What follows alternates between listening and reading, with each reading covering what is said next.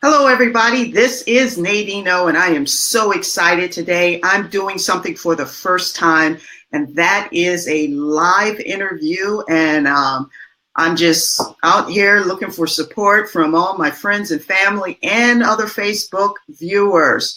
Welcome, welcome, welcome.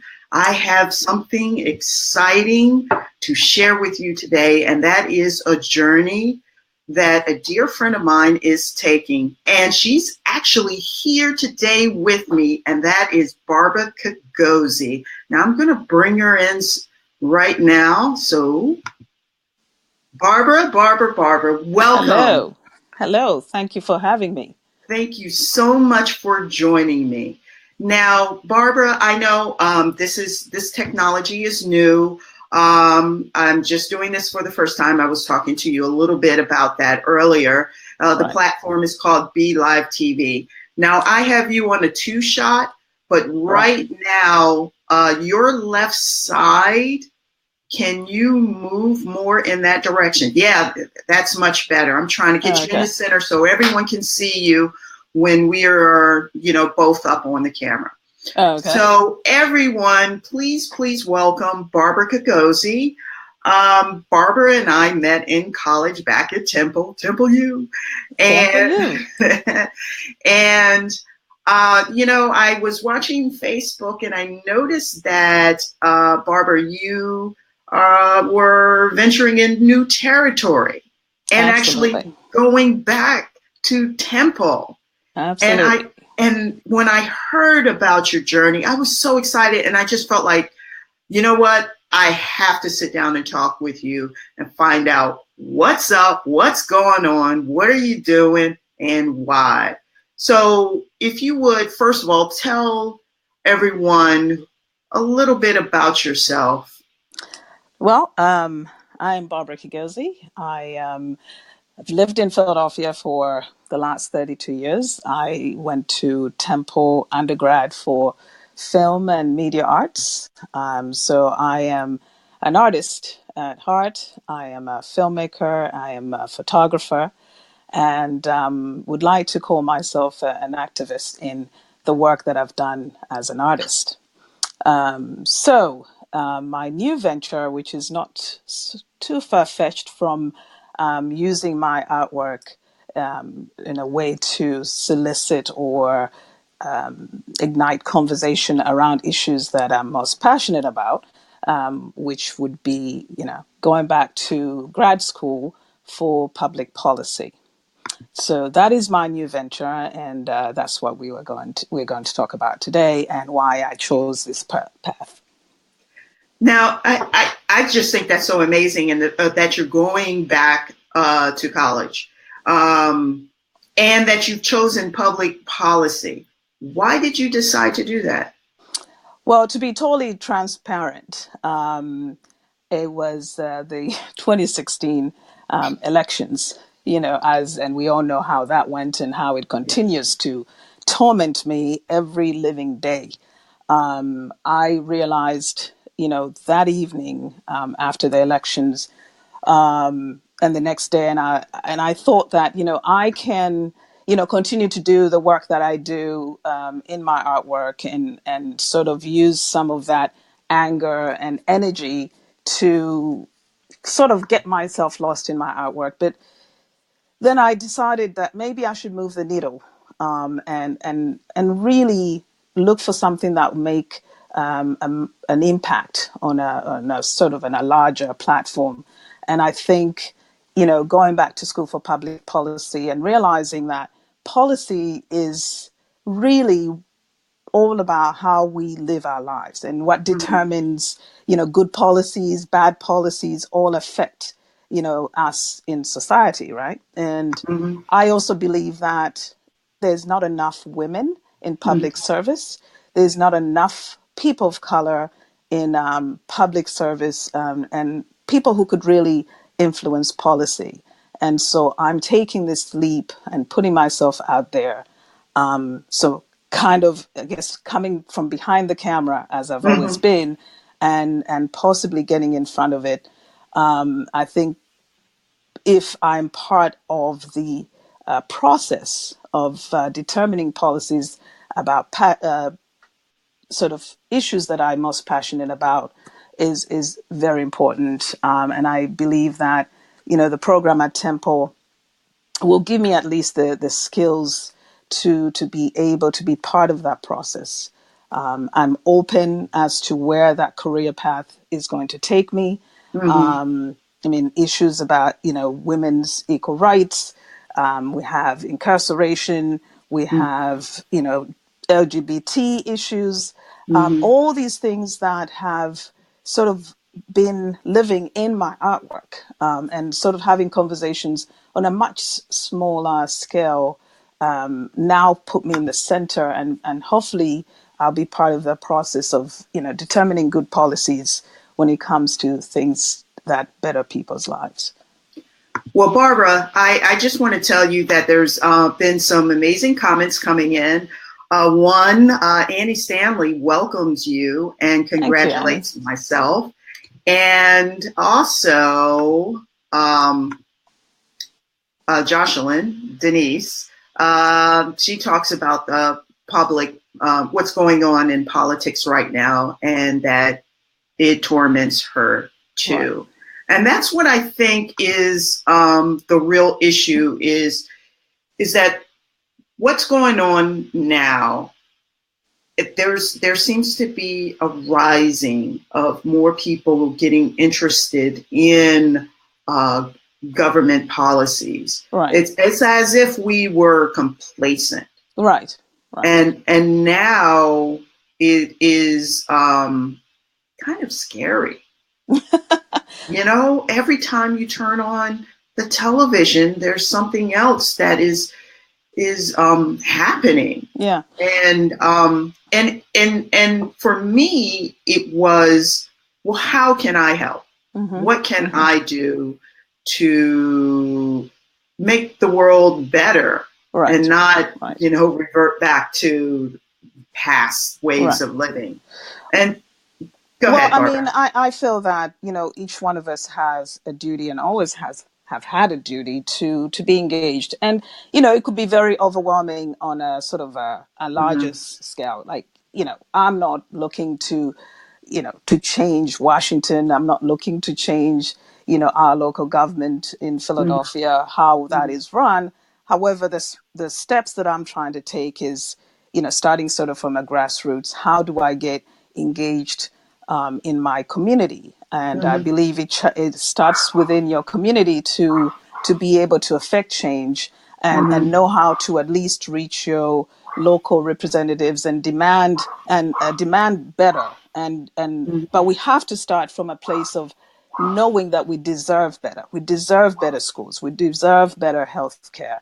We deserve better policies around issues that each one of us care about. So talking about it among, like minds is great.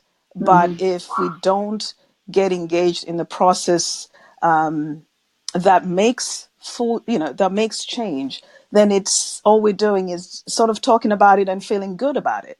Right. And every year we may march and sort of Facebook and tweet and what have you, and that's great to do. But I think, at least for me personally, I feel that I need to take this next step and really make an impact.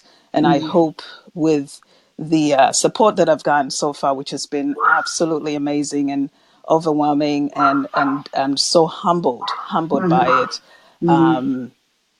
With that kind of support, I can't, go backwards at this point. Yes. And, I've noticed also that this isn't something that you just started doing. You have been involved in the community. Right. In terms of, you were working with a Germantown community, the center, what was it? The Germantown United CDC. Yes. Which, I was on the steering committee very early on before it's sort of going, being the organization it is now in our community here in Germantown, which is doing great things with the our business corridor and really getting the community engaged in the changes that are happening here in Germantown. I had to leave as a member of the steering committee because I went and I was nominated to a program called Center for Political Leadership, which was a 9-month program where we were, sort of learning how government is run, as a matter of fact. And one of the things that was fascinating to me about that program is knowing how a campaign is run and managed, and how messaging is so important in sort of creating a story around your campaign. Why should people vote for you? Everybody has a story, Yes. and so So it's that true. story that people it resonates with people. I mean, people give money to political leaders because they can see themselves, like they see their story in that person, and so they connect in that way. Obviously, also things that that individual may express in making their lives better as well. I think Obama did that, tremendously, and having that backstory that Obama had was totally amazing. It was something fresh. It was new, and that worked for him quite well. Certainly, my background makes me unique. I think it makes me unique because I am an immigrant, and so believe it or not, one of my policies when I get the opportunity to do that immigration reform would be at the top of my interests. Sure. I came here I was 14 years old when I came to the United States from Uganda, and having gone through all the political turmoil in that country at a very young age. So, I've always been engaged in what's going on, not only in the United States, but also in my own country, in Uganda. So, Got it. Well, now there are some things that are happening coming up to help support your journey. You yes. have a gallery because you're a photographer, Right. So, artist. Tell me a little bit about that, or tell the audience a little bit about. right. Well, I'm really excited in having this event, which is yet another fundraising avenue rather, to I approached our local gallery, which I've supported over the years, not as much as I'd want to or be able to. Imperfect Gallery, which has been in our community for the last I believe it's now 6 years. It's a small gallery, but has really engaged and galvanized the community and artists in Germantown who have shown their work, including myself. So I couldn't have asked to have this first event in Imperfect Gallery. Wanted to keep it local, wanted to engage other artists who have asked to donate their artwork to be auctioned off as a way to fundraise, including my own artwork to be auctioned off in order for me to raise money for grad school. And my goal is to really get through the first year of grad school as I continue to look for scholarships. One of the things that I was kind of, didn't prepare for is how much there isn't money for women in public service, or and having to, when I made the decision, I'm like, oh, this is going to be easy. I'm a woman, I'm a person of color, there's money out there. And it could be, it very well could be. I just haven't had a chance to come across it. So I am still researching those avenues, and trying to navigate through all that. But in the meantime, I know that I can reach out to my community. I can use my artwork in a way to raise some funds. You get a Barbara Kigozi original, and That's awesome. and it makes you happy. It makes me even happier. So that's sort of the approach. It's on Thursday, December 14th at the Imperfect Gallery, 7 to 9. Yes. Okay, and there are other ways that people can support throughout your first year at Temple, correct? And how Yes, is it? well, I have a fundraising page on that's living on Facebook as well, and Mm-hmm, you certainly can go there and contribute that way as well. I greatly mm-hmm, appreciate that, mm-hmm. and that's those are sort of the two ways so far that I'm approaching the fundraising machine, and in some crazy way, these are the things I'll have to do if I ever decide to run for office.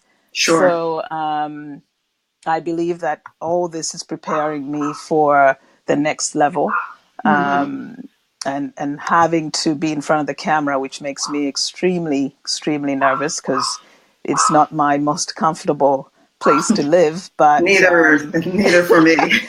it's the place that one would have to be in order to really reach people and Mm-hmm, understand that we are trying to I'm trying to suddenly better my life and bring people along in that mm-hmm. process, because we are living in a very scary time, and So there's true. no time for complacency.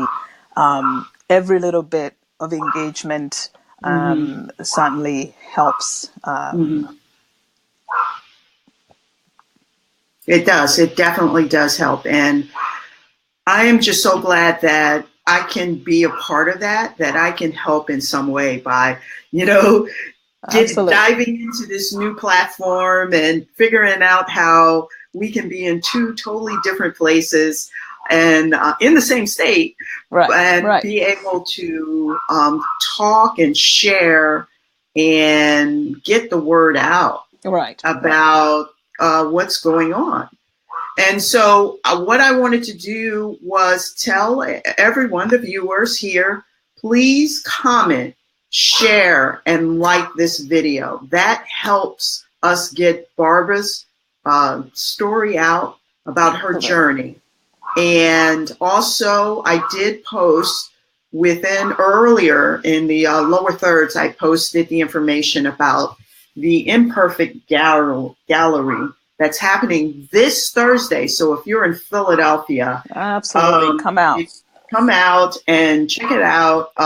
If you want to support that way, even if you just want to come up and say hi to Barbara, but you would be able to purchase or in the auction one of her pieces along with others that are donating their Right. works in And support. just to add something, Nadine, Mm-hmm, there is that we'll have music.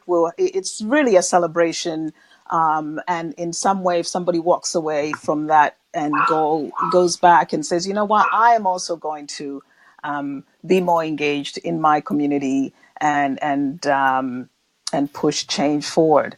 One mm-hmm, of my favorite statements, and I learned this, and I heard this from an event I went to called Political Me, where Blendell Reynolds, Councilwoman Blendell Reynolds, said, "If we're not at the table, you'll be on the menu."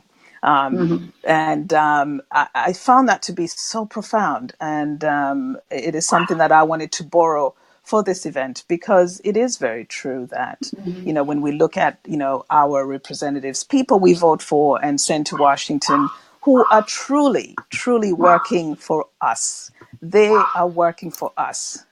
But mm-hmm. that doesn't seem to be the case in the realism of that.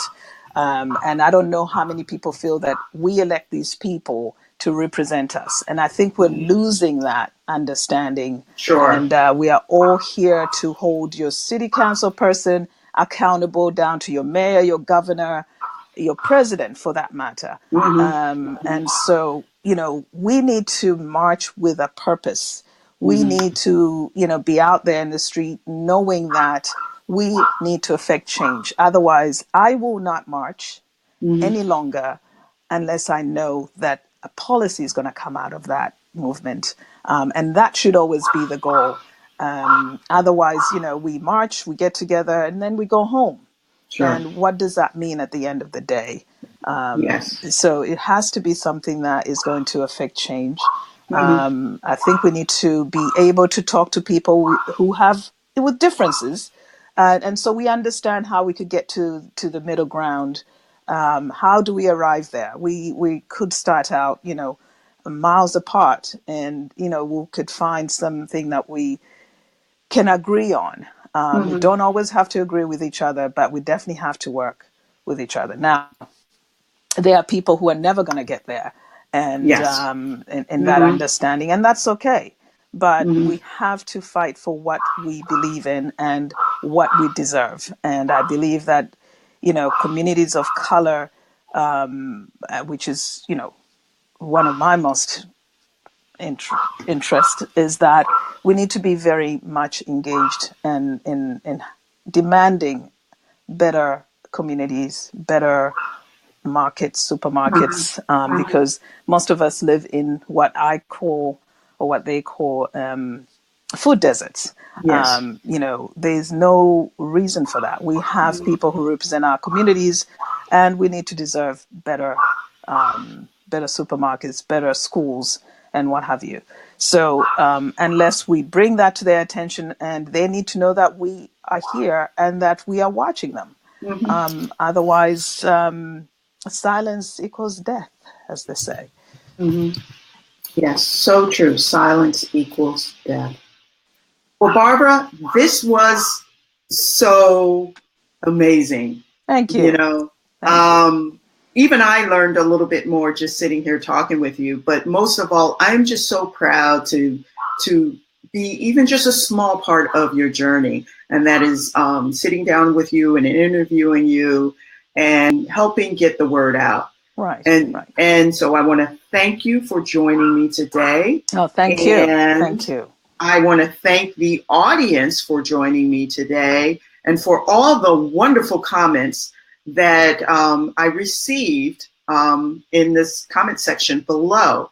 And I want to say to you, if you have a chance and you're in the area, Philadelphia, please come out and support Barbara at the Imperfect Gallery Thursday, December the 14th from between 7 and 9 p.m. Yeah, There will be absolutely. music, food, a silent auction, 50-50 raffles. My goodness, there's going to A be a lot of fun. lot going on. And so Absolutely. at this point, Nadine, that is me, and Barbara Kigozi, we Thank want to you. thank you for watching us on our first interview. All And be right. sure to come back and see us again.